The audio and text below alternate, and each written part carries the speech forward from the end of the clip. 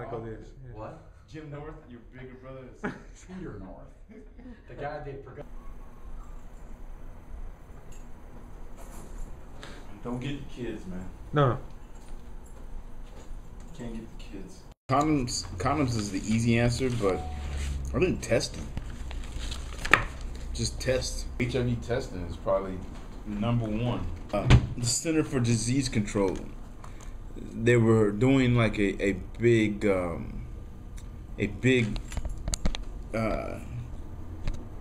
awareness program in Africa, and because HIV there is pretty high, and they found that a lot of people just didn't know their status. They didn't, and the status meaning if they were HIV negative or HIV positive. Because once they knew that they were HIV positive, they were able to like treat them. But I'm from the theory that the testing is always in your background. Okay.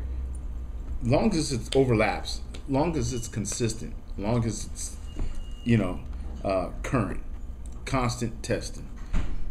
The condom can come into play and add an extra measure of preventiveness, but at the same time, condoms have a certain fallibility about them, right? They're fallible. They can come off, they can break, they can tear.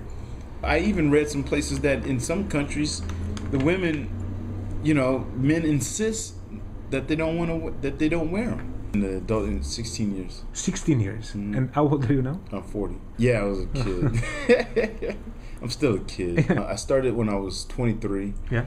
And I started because I was, like the average, hormones were very high, and porn seemed to be the only place where, I can actually fit in. There's a high number of suicides. Yeah. There's been deaths that are, medical probably related, drug related. I've seen people kind of get just totally discouraged or depleted of any type of emotion because of this industry. I don't know. I think that's what drives me too, is that I don't want to be one of them. What I do is pray a lot.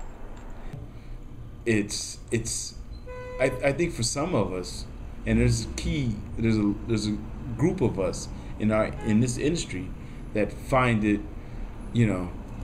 very spiritual, very, very challenging, very like there's still a lot of questions that have to be answered when it comes to sex. I mean, I'm sorry, you get to 40 years old and you think, yeah, I've done it, I've been porn, I'm a porn.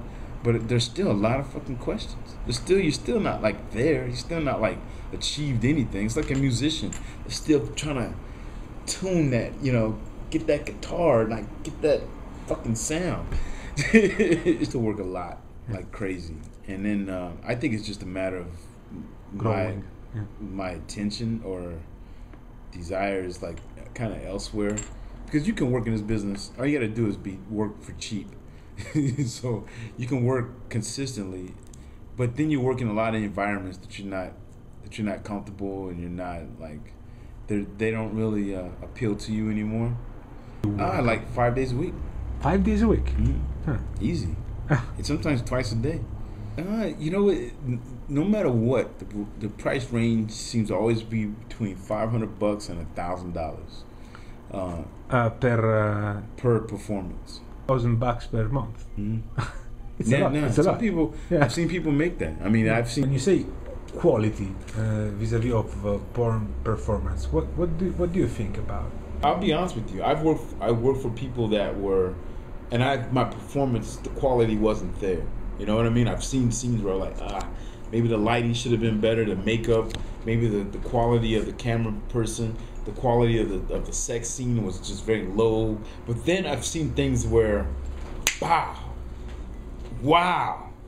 The presence of a woman, the way the lighting was, the way the camera came in, the music in the background, the male performer, the sex, the way it was filmed, the way it was edited, the way that it was included into the story, the way it took you from one emotion to the next was 100% powerful.